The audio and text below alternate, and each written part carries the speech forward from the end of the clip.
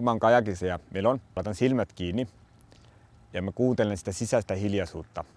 Tietysti meloissa usein on silmät auki, mutta se fiiliksen saa aika paljon niin kiinni siitä, että minkälainen on, kun ihminen laittaa silmät kiinni. Jotenkin maailma niin pienenee ja samalla se sisältä avautuu, se suurenee. Että tavallaan se antaa niin tilaa olla.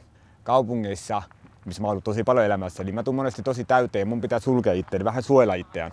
Musta tuntuu, että täällä tämä maisema, tää auttaa mua avautumaan, kukkimaan ja tavallaan olemaan minä itse, olemaan se mitä mä oon.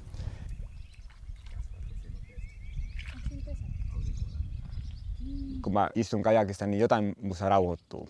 Ja se on niin kuin palaisi jollain tapaa kotiin. Et mä istun vuoden aikana satoja tai varmaan tuhansia tunteja kajakissa. Sitten mä otan ympärilleni ja mä näen tämän sinisen ulapan, mä kuulen linnut, mä näen kallionluodot. Ja siinä on jotain semmoista tosi kaunista, mitä mä toivon, että jokainen ihminen voisi ainakin kerran elämässä kokea.